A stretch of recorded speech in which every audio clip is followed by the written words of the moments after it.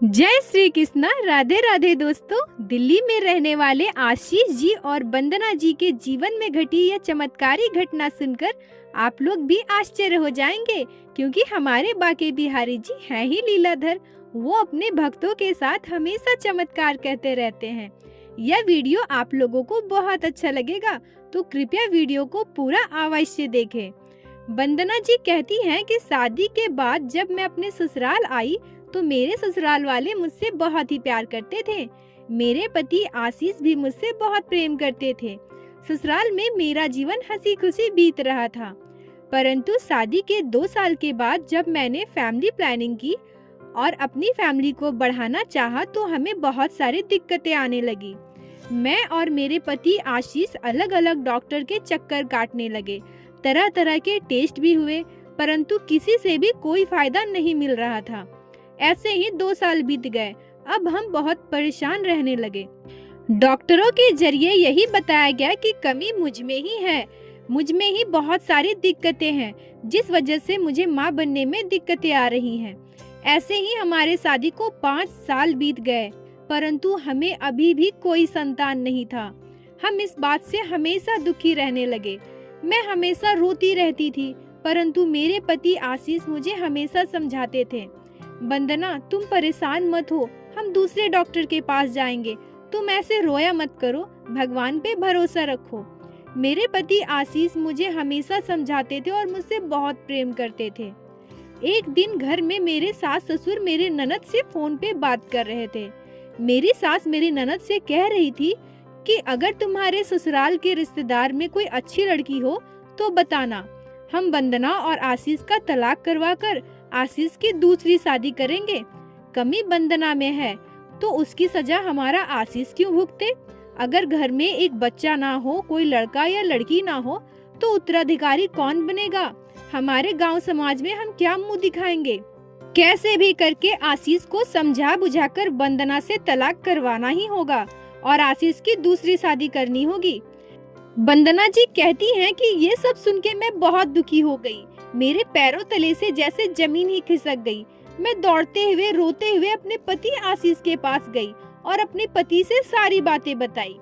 आशीष जी वंदना जी को समझाते हुए कहते हैं, वंदना सबसे पहले तुम रोना बंद करो, माँ पापा की बातों से परेशान मत हो। मैं तुमसे बहुत प्यार करता हूँ, चाहे हमारे बच्चे हो या ना हो, मैं तुम्हें कभी छोड़ूंगा नहीं, दूसरी शादी कभी नहीं करूंगा। मैं तुमसे बहुत प्यार करता हूँ और हमेशा तुम्हारे साथ रहूंगा। ये बात तुम हमेशा याद रखना। अब तुम रोना बंद करो। परंतु वंदना जी बहुत दुखी थी। उनकी आंखों से आंसू नहीं रुक रहे थे। वे मन ही मन सोचने लगी कि कमी मुझ में ही है और इसकी सजा मेरे पति को मिल रहा है। मेरी वजह से मेरे पति को पिता का सुख नहीं मिल रहा। मेरे ससुराल वाले कितने अच्छे हैं, मुझसे कितना प्यार करते थे, परंतु मेरी वजह से आशीष जी की दूसरी शादी करवाने का सोच रहे हैं। सब मेरी ही गलती है। भगवान मैं क्या करूं? मुझे कौन सी पापों की सजा मिल रही है?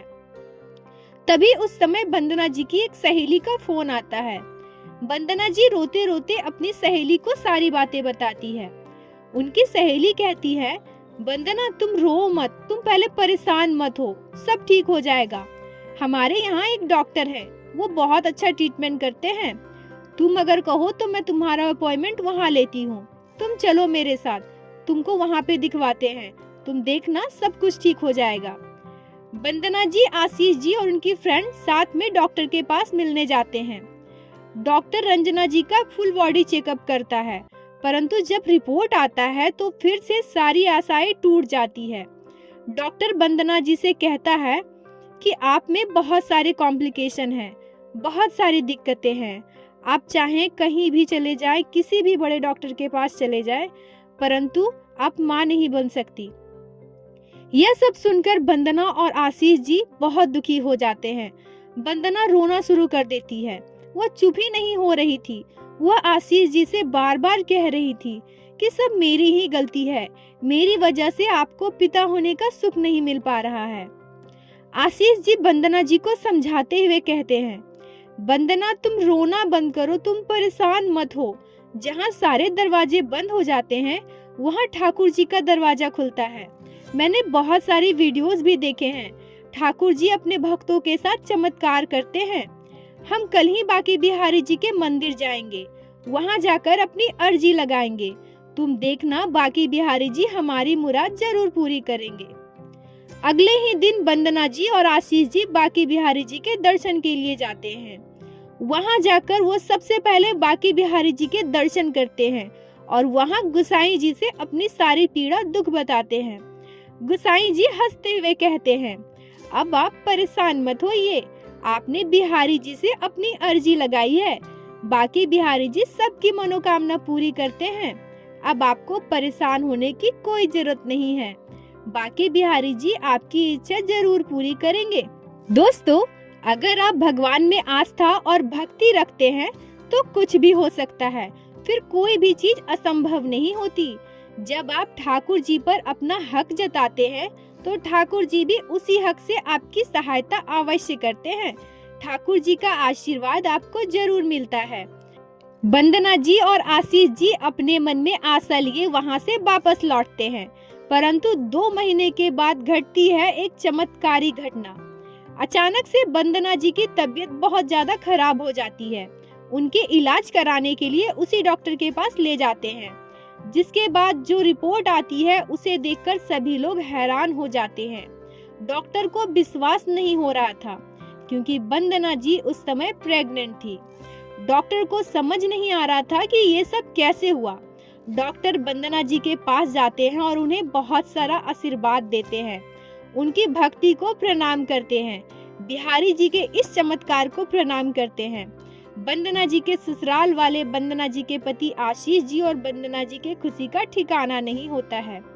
उसके बाद वंदना जी बहुत ही प्यारे से पुत्र को जन्म देती है। बोलो बांके बिहारी नाथ की जय, लड्डू गोपाल की जय, जय जय श्री राधे।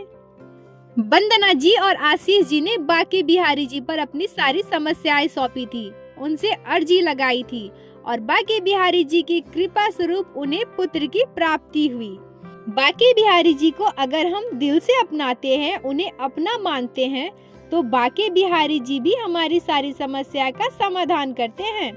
दोस्तों, हमें अपने कर्मों की सजा तो अवश्य मिलती है। हम जैसा कर्म करेंगे हमें वो भुगतना ही पड़ेगा, परंतु अगर हम अपने आप को भगवान के चरणों में सौंपते हैं, उनका भजन करते हैं, उनकी सेवा करते हैं, तो भगवान हमें उस समस्या से अवश्य बाहर निकालते हैं। अब वंदना जी और आशीष जी के शादी को पूरे 12 साल हो गए हैं। वह लोग अपने परिवार में बहुत खुश हैं। दोस्तों, आज की ये सत्य घटना कैसे बांके बिहारी जी ने वंदना जी और आशीष जी के जीवन में चमत्कार किए, अगर आपके दिल को छी हो, अगर अच्छी लगी हो, तो कृपया वीडियो को लाइक करें और अपने दोस्तों के साथ शेयर अवश्य करें और हमारे चैनल को सब्सक्राइब करें, ताकि प्रतिदिन आप लोग हमारे चैनल पे श्री बांके बिहारी श्री लड्डू गोपाल की लीला कथा सुन सके। राधे राधे दोस्तों।